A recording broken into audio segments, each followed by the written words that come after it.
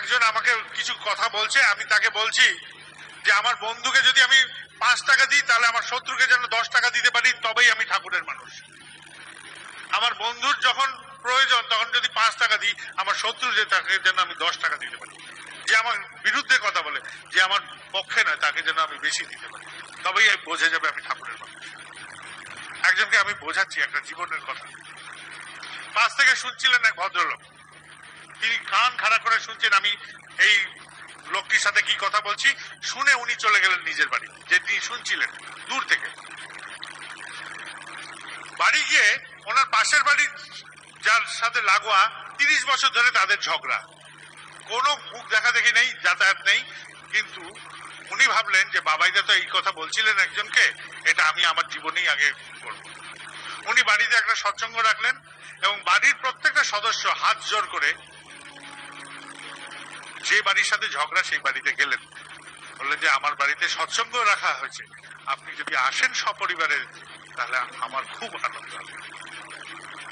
30 বছরের ঝগড়া, 30 বছরের বাঁধ একদিনে কোনো এক বাবাইদার দেওঘরে বসে একজনকে বলছে, তৃতীয় ব্যক্তি সেটা শুনে তার জীবনে এটাকে প্রত্যক্ষভাবে লাগালো। 30 বছরে তাদের ঝগড়ার দেওয়াল ভেঙে সে চলে গেল পাশের বাড়িকে নেমন্তন্ন করতে।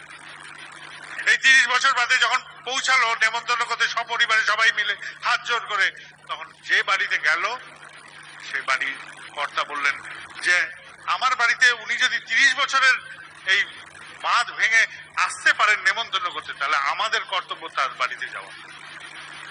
বাড়ির যে যেখানে আছে সবাইকে জড়ো করে সবাই মিলে একসাথে পাশের বাড়ির নেমন্তন্নের ডাকে সাড়া দিতে তারাও চলে গেল।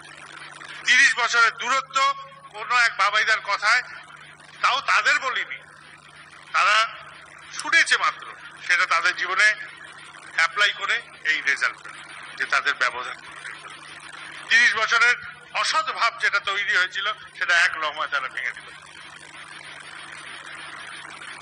আমি বলছি ঠাকুরের কত কথা আছে, আমি সব কথা জানি না। যে মানুষটা আমাকে যে কথাটা জিজ্ঞেস করলো সে কথার হয়তো আমার জানা নেই। আমি বলতে পারি দাদা আপনার ফোন নাম্বারটা দিন, আমি দেখে নিয়ে বলছি আপনাকে।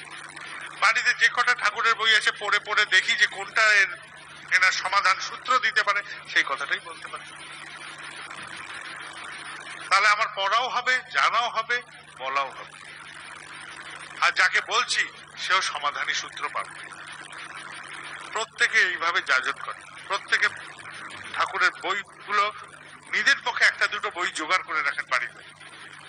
আরে উড়িষ্যায় গেছি, সেখানে বলছে একজন যে এইখানে একটা বাবাজি আছে, সে বাবাজির অনেকগুলো শিষ্য আছে, সে বাবাজি দীক্ষা টিক্ষা দিয়ে বেড়ায়, সে বড় বড় দাড়ি, গেরুয়া ধারী, সে বাবাজি ঠাকুরের বইগুলো রেখে দিয়েছে যত্ন করে, আর ঠাকুরের বই পড়ে আর শিষ্যদের ওইগুলোই বলে নিজের ভাষা। সমাধানী সূত্র, সে একটা ভেজাল নোট আসল নোট হওয়ার লক্ষ্য নিয়ে লড়ে যাচ্ছে বাজারে, তো আমরা তো আসল, প্রত্যেককে আসল। আমাদের তো ঠাকুরের প্রতি ভালোবাসাটা তো ভেজাল, না তো বাড়ি ছেড়ে এই মাঠে এসে সারাদিন ধুলো আর রোদের মধ্যে ঘুরবো কেন? তোমাকে ভালোবেসেছি বলেই তো এসছি, ঠাকুর তোমাকে ভালোবাসি তো, এটা তো প্রমাণ।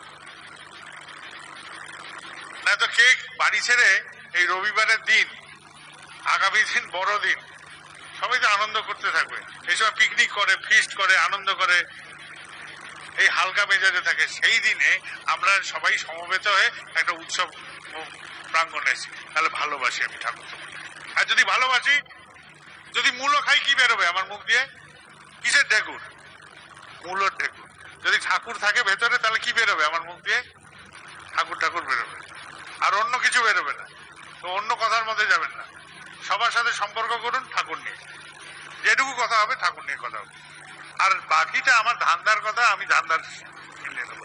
আপনার সাথে মশাই আমার ঠাকুর নিয়েই কথা, এইটুকু সম্পর্ক রাখুন, কোনো শর্টকাটে যাবেন না, আনন্দে থাকেন।